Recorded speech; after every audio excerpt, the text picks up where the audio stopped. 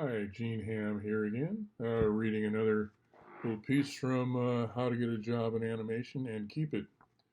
This is about getting paid for your work. Uh, how to price a job. Three-quarters of my freelance business was storyboards for live action and animation. The rest of my business was animation. I learned the hard way what to charge clients for my work. There are two types of clients. One is the person who knows exactly what he wants, but doesn't have time to do it for herself. Uh, the other type of client doesn't really know what he wants and is hoping you can come up with an idea. The first type of client will call you in to work all day. She'll order you lunch, or if she works out of her house, she'll make you lunch. That will keep you there, so you don't waste an hour or so of her time while you're looking for a place to eat in the neighborhood. Um, she hovers over you as you draw, dictating the contents of each panel. If you don't draw what she sees in her mind, she's there to immediately tell you to change it until she's satisfied. You don't have any creative input. Basically, you're an extension of the pencil. But what the job lacks in creativity is made up for the fact that as soon as you're done, the client will write you a check. You can charge this type of client by the job because you know your time won't be wasted. The second type of client, the one who doesn't know what he wants, will constantly have you make changes because he can't make up his mind. You have to charge these clients by the hour or you'll go broke. Make it clear from the beginning of the job that the client will be charged for any changes. He could have you working on the same job forever. I had a steady client like this for a few years. I learned the first time he hired me that he couldn't make up his mind. All the subsequent times he hired me, I charged him by the hour. He never knew what he wanted until you showed him something, and then he knew that wasn't it. Anytime I was a little tight for the rent, I used to call him. He always had work, and by the time he figured out what he wanted and was happy, I had my rent paid. He made medical films to be shown to prospective clients in cosmetic surgeons' offices. These films depicted operations in a very sanitized way. The patient would watch the film and then sign a consent form for the operation. The first film I worked on for this client was about suction-assisted lipectomy, better known as liposuction. It's an operation where they cut an incision in you, stick a vacuum cleaner inside your body, and suck out the fat. When I met him at the office, he took me to a moviola in the corner, a device for viewing and editing 35mm film. He showed me film of an actual operation. A naked fat lady was lying face down on a table, and there was a red stripe of an incision in her right buttock. Into this incision, the doctor stuck the nozzle of the vacuum probe. The vacuum was connected to a clear glass bottle. The doctor flipped on the switch and started frantically jabbing the nozzle all around inside the incision. The clear bottle filled up with what looked like chicken soup. Then the chicken soup turned into tomato soup. Blood was flying everywhere. It was like a slasher movie. The client informed me, we can't show this. It might upset the patient. You think? He showed me another version. This time he had filmed the same operation in slow motion. As the doctor slowly thrust the vacuum probe in and out of the open wound, shock waves of traumatized flesh rippled through the buttock. It looked like someone was raping a waterbed. He decided he couldn't show the actual operation or nobody would ever give his or her consent to have it done. So he turned from live action to animation. After several drafts of storyboards, he had me animate the probe sliding in and out of the painting of a cross-section of flesh. Even with animation, it still looked frightening. We finally settled on a slow slideshow of dissolves between the probe in part halfway, and all the way. Now it appeared as if you were receiving a gentle massage. Patients were in for a rude shock when they signed away their rights to sue and then found themselves on the receiving end of the Texas vacuum probe massacre. I tell you that disgusting story because you never know what kind of clients you're going to have. Not all jobs are glamorous. As I said, I learned the hard way what to charge the client. If you quote a price for the job and the client breaks into a big smile, you know you've bid too low. If you quote the client a price and he chokes, "My God, I was hoping I could afford to put my kid through college, and I was hoping I could get that kidney transplant, but okay," then you know you've priced it just right. If you bid too low, they won't respect you. They'll walk all over you, asking for changes that'll come out of your end. You can actually wind up losing money on the deal. On the other hand, if they have to strain their budget to afford you, they will respect you. They will think you know what you're doing, whether you do or not. They will leave you alone to finish the job without interrupting with constant phone calls. They will brag to their friends, "This guy is charging me a fortune. He's the best." When someone calls you up with a job for you to bid on, you need to ask her a lot of questions. How much work do you have to do? Will she provide the storyboards, or do you have to draw them? Will she supply the soundtrack, or will you have to hire actors and get it recorded? Does she want full or limited animation? Is it 2D or 3D? When does she need it? Is there a reasonable time to complete the job, or is it a rush? Are you just animating it, or do you have to shoot it? Does she want it on film or video? Can you do the job yourself, or do you have to hire a crew? When the client asks you for a quote over the phone, tell him you need to think about it and we'll get back to him tomorrow. Blurting out a number will just tell him how unprofessional you are. If you can't figure out the bid on your own, talk to somebody else who can help you. One rule of thumb in estimating the cost of a job in terms of time and money is to remember that everyone has low self-esteem. Figure out how much your out-of-pocket material expenses are and how much you need to pay for your groceries and rent.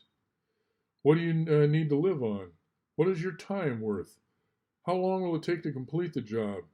After you come over the figure how much you should be paid, double it, because you're worth more than you think you are. When you arrive at how much time it'll take to finish the job, double that number as well. Something unexpected will go wrong and put you behind schedule. This is called the fuck-up factor, known in the trade as the FUF. If you build that into your schedule, you'll look like a hero when you deliver your work on time and on budget. There was an episode of Star Trek The Next Generation where the crew found Scotty from the old Star Trek series on an asteroid. He confided to Geordi that when he told Captain Kirk how long it would take to repair their Enterprise, he always fudged the numbers so he looked like a genius when he finished early.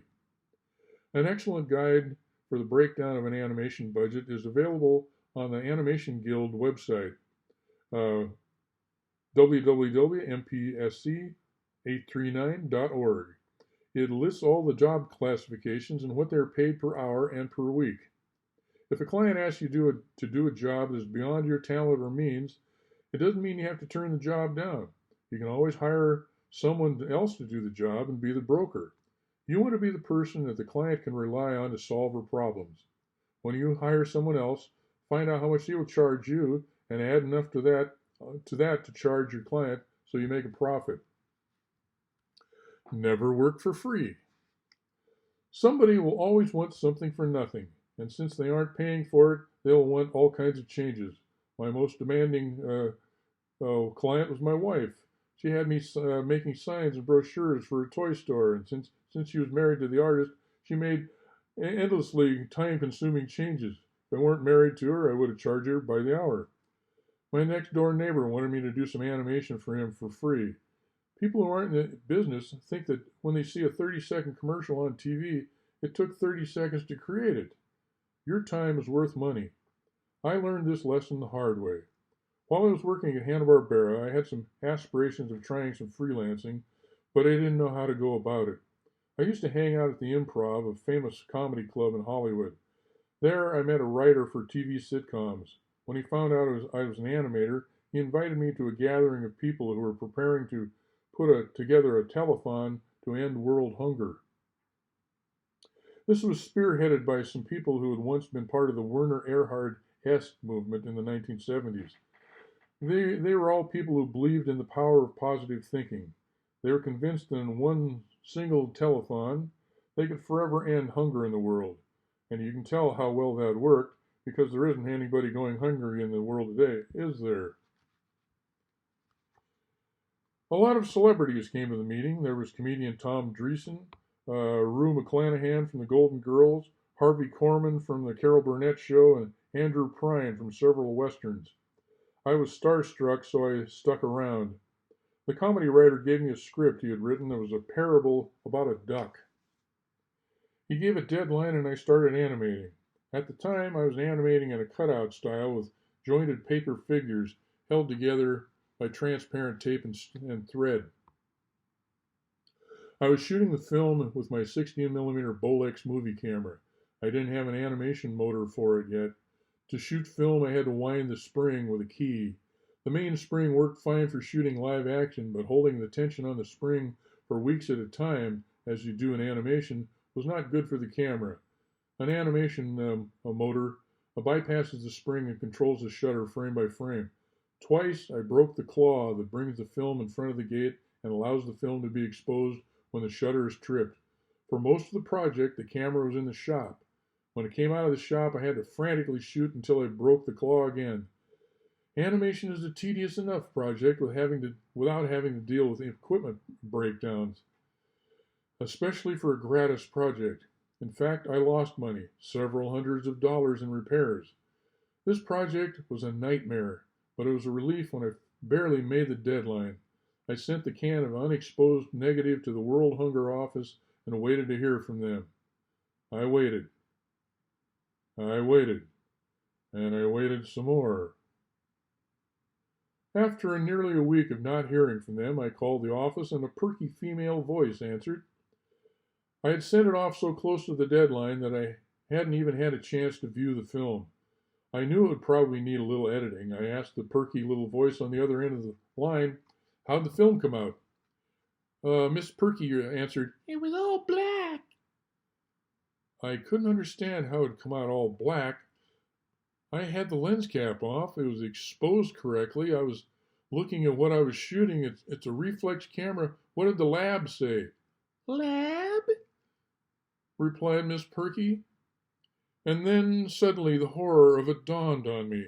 The picture was all black because they hadn't sent it to the laboratory. They had opened an unprocessed roll of negative film in the office and had exposed to light every single frame of the animation that had taken months for me to shoot and ruined the film. After what seemed to be an eternity of my stunned silence, she piped up with, you can shoot it again, can't you? Without even giving a moment of thought, in an impersonation of her infuriatingly phony, sickeningly sweet, perky voice, I shot back, you can shove it up your ass, can't you? And I've never animated a project for free again. America has a history of getting people to work for free. We started out with slaves working in the cotton and tobacco fields. Following the Civil War, black people wouldn't put up with it anymore, and we imported Chinese people to work a slave on the railroads. When we finally ran out of ethnic groups in this country to exploit for cheap or free labor, we started sending work overseas to countries beyond the laws of safe working conditions, where workers could be beaten up or killed for talking about forming a union. A recent trend is exploiting a new class of people to act as slaves. They're called students. Employers get free labor from high school or college students by calling them interns. The student gets paid only in experience, not money. Remember that when you get paid with money, you will have a lot better experience in the workplace. In a true apprenticeship, the student gets paid while learning the job. The pay increases as the student learns more. Students fall for the intern scam so they can list the experience on their resume. But having the word intern in your resume just tells the next employer that you're a chump. Always get paid what you think you're worth. Working for free means that you think you're worth nothing. Everyone is worth something. If you think you're worth nothing, you need some serious counseling. More next time.